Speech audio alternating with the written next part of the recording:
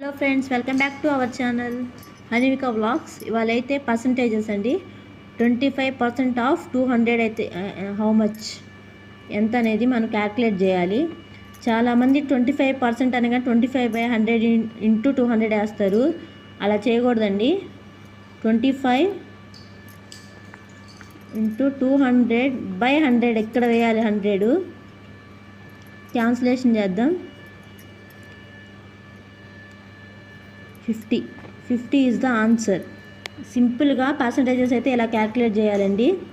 ఎప్పుడు కూడా 25/100% అయితే వేయకూడదు, ఇక్కడ వేయాలి 100.